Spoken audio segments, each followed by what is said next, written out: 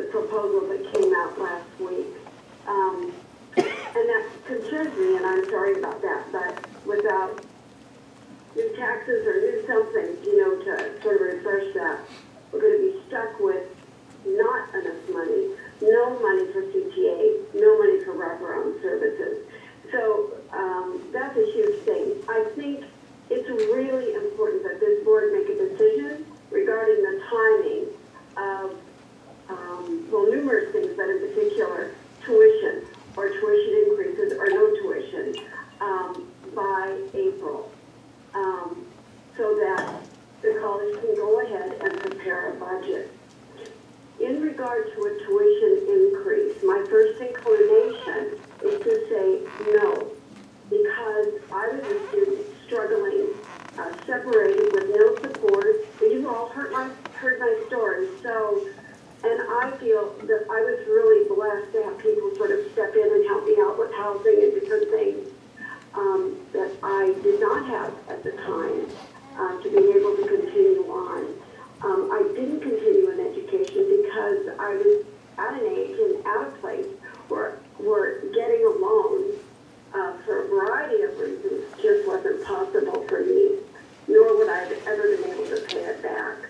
So that's why I don't like tuition increases. But again, if we're not getting the money that we need in regard to funding from the state, it's truly problematic in how we put things together. I lack confidence that if we are to increase tuition, that it would directly impact student services, wraparound services, counseling, programs like TRIO, and there's a list of those.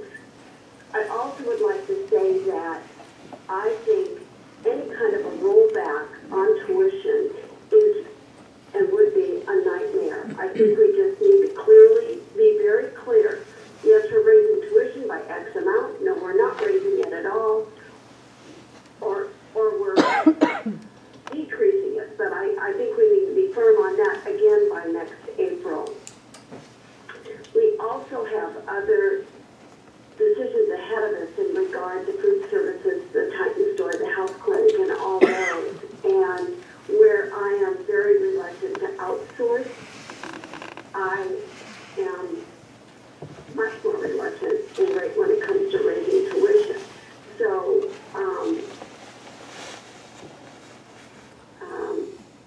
that's it for the moment. Thank you, Susie. Thank you. Lisa, then Melanie. So, for those of you who don't know, I'm a second grade teacher, and I teach at Adams Elementary here in Eugene. I love my job. And for well over a decade now, I've personally lived the disinvestment in our education system. Year after year after year. Larger class sizes, no supports for students.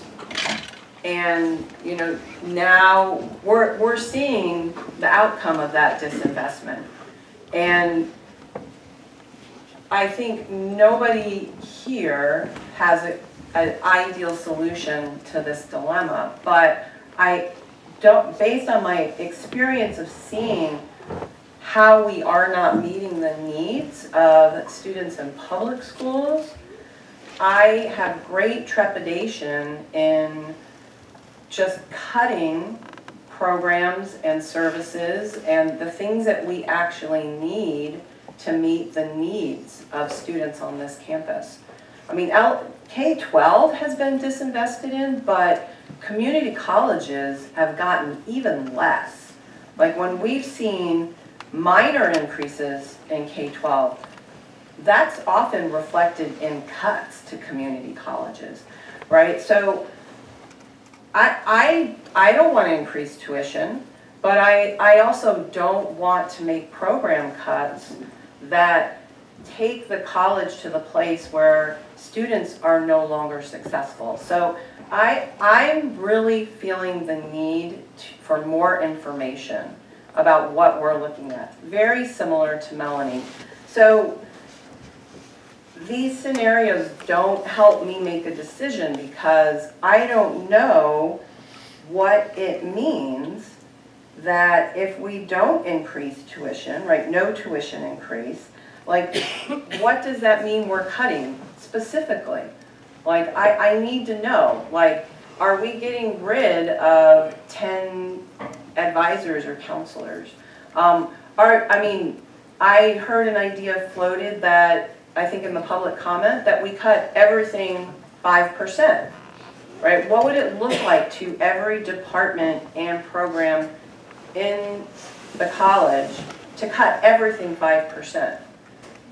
So I don't have a picture of what we're talking about here. And I'm sorry if it's because I'm new and I don't have the proper exposure to the programs and services here, but I need to know if I'm going to vote to freeze tuition, what that will mean to the college. And so I'm really sorry.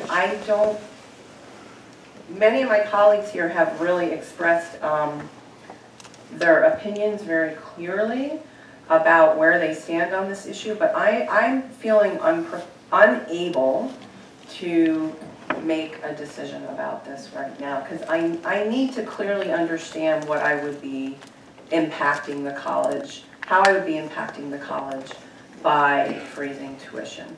And then one final comment. What was the HEPI that we discussed earlier in the year? What was the percentage on that? I see the 6% is 5.3, and I believe that the HEPI was like maybe 3. Was it a little bit?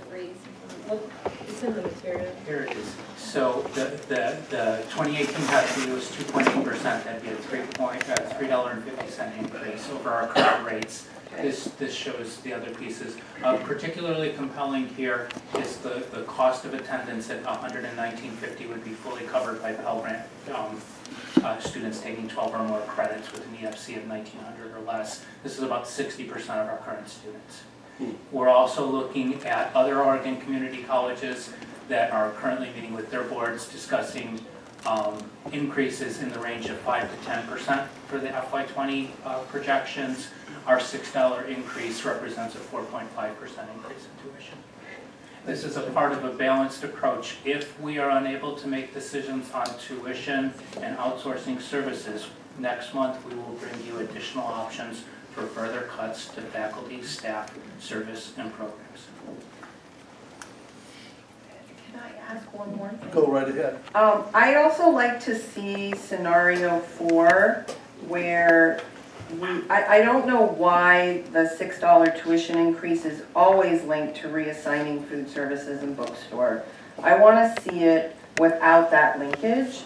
It's almost like those two things are a package deal, and in my mind, I can't process it if it's always presented to me like that. Scenario number 1 represents no tuition increase and maintaining the services. So that'll give you a little idea of what that might look like in scenario 1.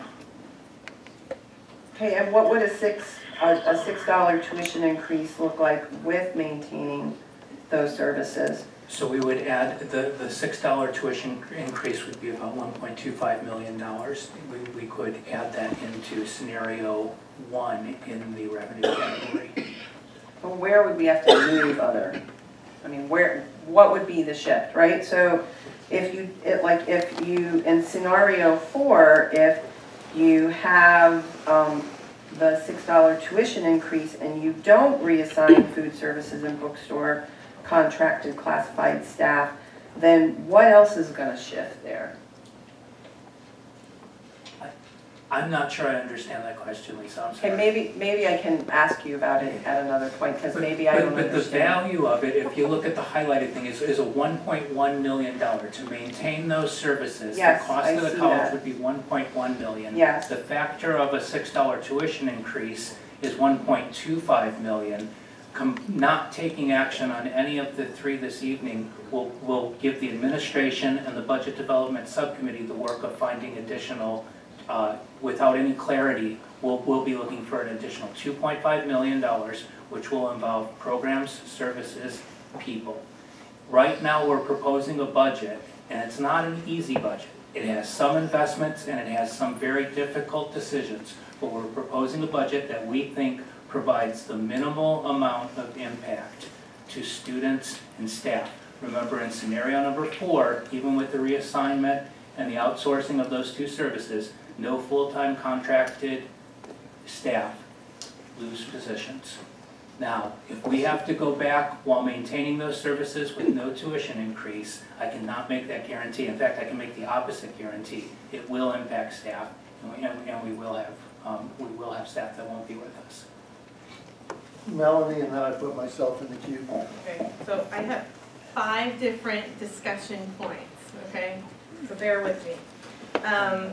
I do have an initial question. This relates to the email that we had received from the students that was saying basically that the students did not have involvement in crafting the tuition proposal, and I can't remember the exact statement of the forums being held at times that they are not able to make it or during finals. Forgive me because I know I'm getting those details wrong. Can you explain the exact role that the students had in shaping the proposal, how they have been incorporated into the process, and if the timing of those discussions was held when they're available? And I realize I'm covering the mic in case Susie can't hear me. And I want to be clear, the proposals, the suggested budget scenarios that you're looking at within the packet are supplied by the administration.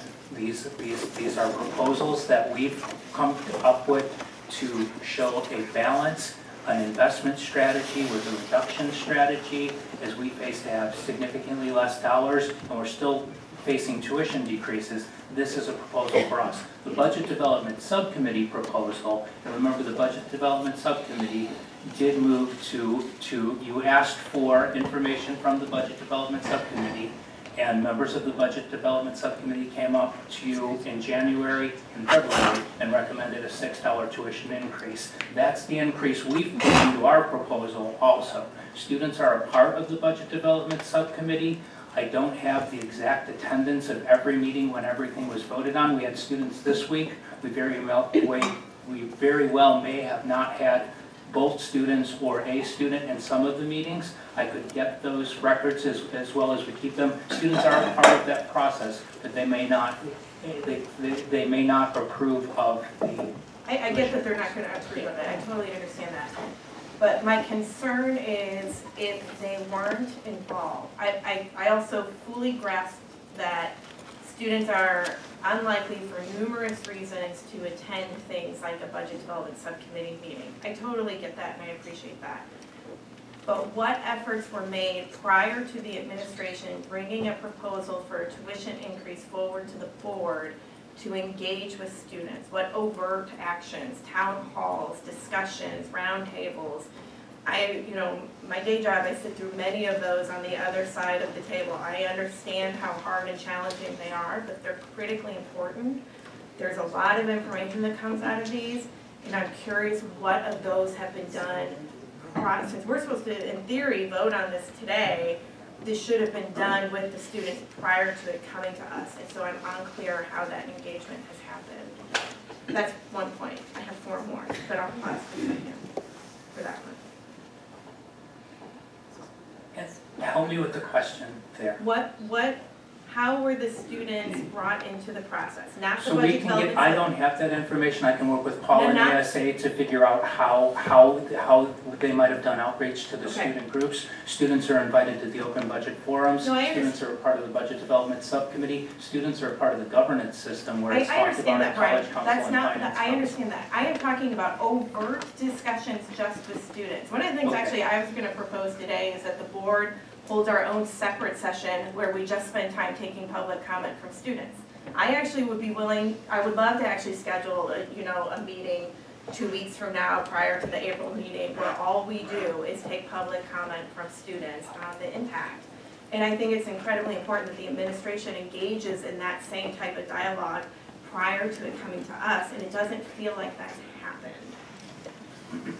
So I can pause. I do have 4 more things I want to. Phil, I just want to add a little bit to this.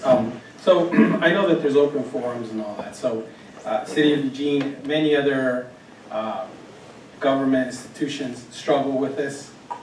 Just because the doors are open doesn't mean people are going to come in and participate, right? And somebody from the Latinx community could tell you just completely, like, it is not going to happen just because we say, hey, it's open. Oh, bienvenidos a todos. Like, it's not going to fill the room. We know that. So just to maybe, you know, back up here a little bit of what Melanie said, it's like, are there even like meeting notes on the discussion and interactions that, you know, our staff had with students about the budget? Like, even that would be very helpful. We're all a community college, right? I mean, I don't mean to sound like I'm talking down to everybody, but we are in this together, right? I don't see us as factions, like we are in this together. So I'd like to see where this family of community college had the conversation and the minutes illustrate the interactions, or at least sit in some of these conversations. Just because the doors are open doesn't mean that a lot of these students that are probably working 2, 3 part-time